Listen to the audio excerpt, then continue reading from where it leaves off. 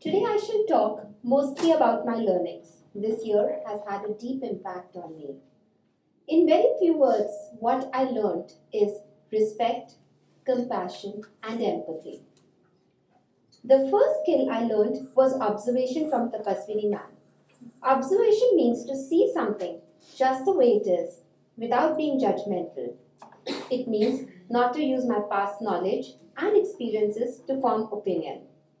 Earlier, when I met someone, I would form a strong opinion and would react accordingly. Ma'am showed us a Titan advertisement. After the activity, for the first time, I realized how easily I had concluded many things about the protagonist and the man she was marrying. We do that in our daily lives. Honestly, when I was writing this, I realized that I still don't observe, I still judge people. In CRE class, we were told there are 3 C's that make learning fulfilling: community, content, and choice.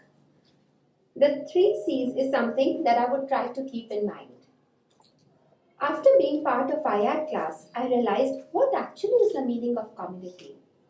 Smriti ma'am has consciously created this community. I feel safe in this environment to share my thoughts and my experiences. I can depend on my classmates if I've missed something. We have shared our joy, our experiences, aspirations, and challenges. I was surprised when I said, so a few days back, I was just telling my daughter how to connect with more people in her class.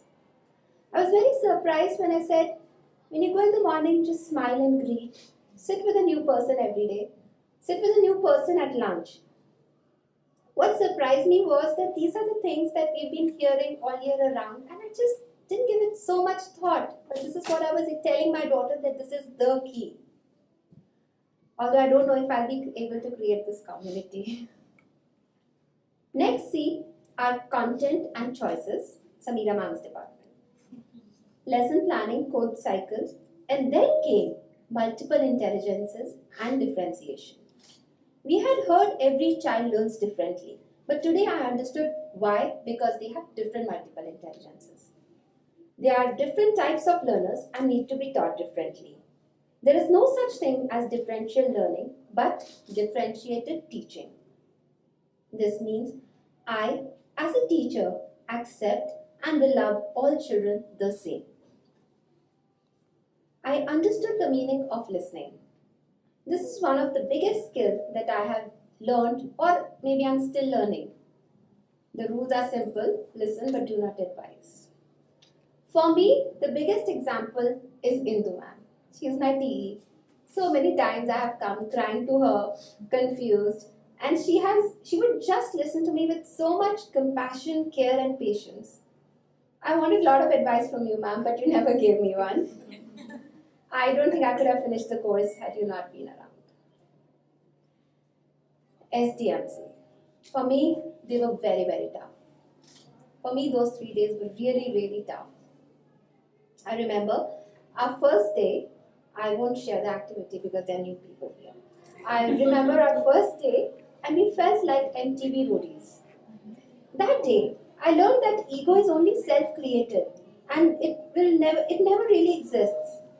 That day, there was no gap between us and them. We together as a group realized that people who actually gave us work were the ones whom we label as them. I realized how hard it is to earn money. Just when I thought that the adventure was over, the next day, Hindu ma'am announced, observe the child and visit their homes and meet their parents. I'm sure both of you remember my expression. I was really scared. I thought this is not possible. I should probably have my car outside and just disappear. That was really hard for me. But fortunately, they were around and they spoke to me. I had to overcome my inhibitions. The child we were observing was in grade 2 and she had an elder sister in grade 5.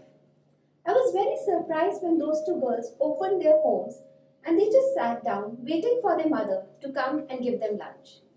That's when I realized the power, why we were taken to SDMC. So I understood empathy. Now I have seen their routines. I have learned that some of them are first generation learners also. Now, if I have an EWS child in my class, I would know where he is coming from. The race of life game was an eye opener. I realized how fortunate I am and how we all start different, but we all finish at the same point. I'm softer on my views of SC and BC. Ariana's gender classes were also an eye opener. Never had I ever seen or known life from that lens. I felt if a child does not relate to his gender, he has some psychological issues, needs to be counseled, and that's not the way life has to be led.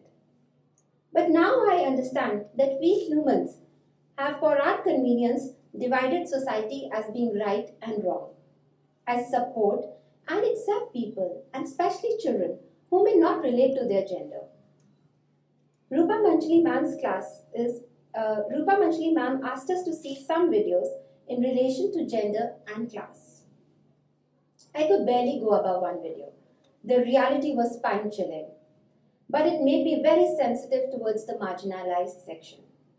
Knowledge gave me power to think and question everything that we had read till now. Rupa Manjali ma'am's classes made me realize that what we had studied till now was something that society had wanted us to see. My critical thinking has now developed. A story that deeply impacted me was called Perfume. We read it on Teacher's Day. It was about a teacher, Jean Thompson, and a boy named Teddy, who was really shabby, a fifth grader. She did not like that child, but later got to know that his mother had passed away and how it had impacted him. Mrs. Thompson encouraged Teddy, and soon Teddy became the smartest kid in the class. Teddy grew up to be a doctor. The story ends when Mrs. Thompson says, "I did not know how to teach till I met you." The story highlights the power of teacher, power of acceptance, love, and compassion. Another important learning was power of dialogues. As a teacher, we need to have dialogues with children, co-teachers, and parents. We were taught how strong groups and communities were created through dialogue. I often believed that for a perfect relation, there should be no disagreements.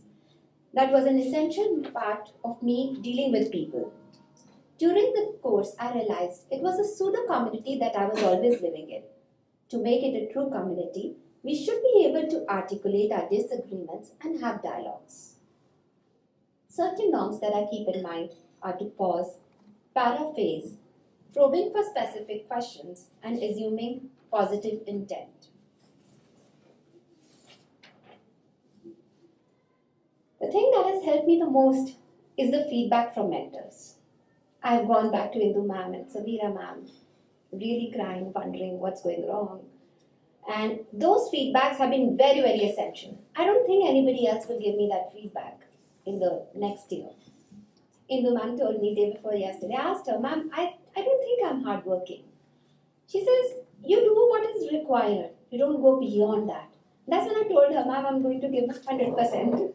I'm going to ask my reviews later for this SLC."